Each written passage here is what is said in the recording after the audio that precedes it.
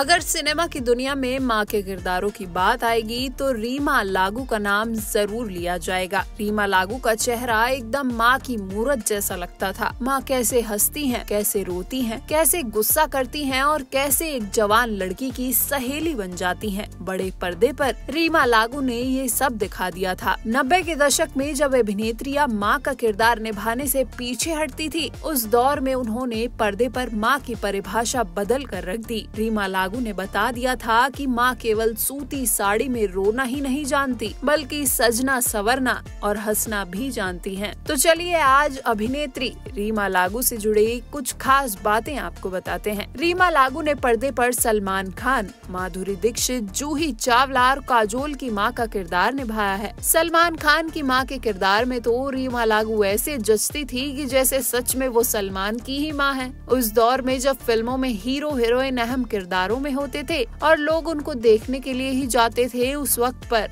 रीमा लागू ने side role में जान फूकी थी। दर्शक भी माँ के किरदार में उनको ही देखना पसंद करते थे। रीमा लागू की एक्टिंग इतनी असली और दिल छू जाने वाली इसलिए लगती थी क्योंकि उन्होंने करियर की शुरुआत थिएटर से की थी। इसके अलावा अभिनेत्री ने छोटे पर्दे पर टीवी शो तू तू मैं भी किया था, जो कि बहुत मशहूर हुआ था। रीमा लागू ने अपने करियर में 95 से ज्यादा फिल्मों में काम किया था। इसके अलावा उन्होंने श्रीमान श्रीमती जैसा टीवी शो भी किया। फिल्मों में उनकी एक्टिंग बेहद दिलचस्प होती थी।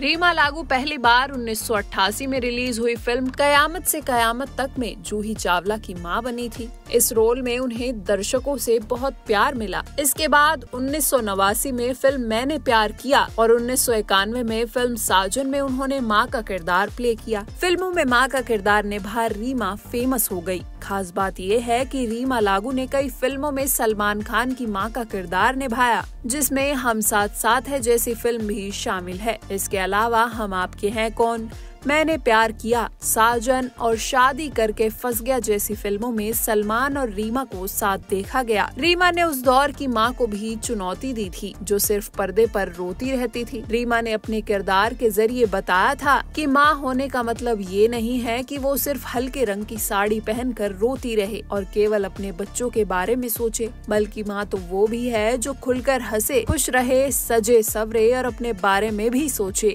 रीमा ने माँ के किरदार में हमेशा कलरफुल कपड़े पहने और मॉडर्न हेयर स्टाइल बनाए। उन्होंने उस माँ को पर्दे पर जीवित किया जो गाना गाती हैं, डांस करती हैं और अपनी बेटियों की सहेलियां बनती हैं।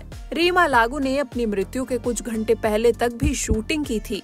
17 मई साल 2017 को शाम 7 बजे तक वो टेलीविजन शो नामकरण की शूटिंग कर रही थी।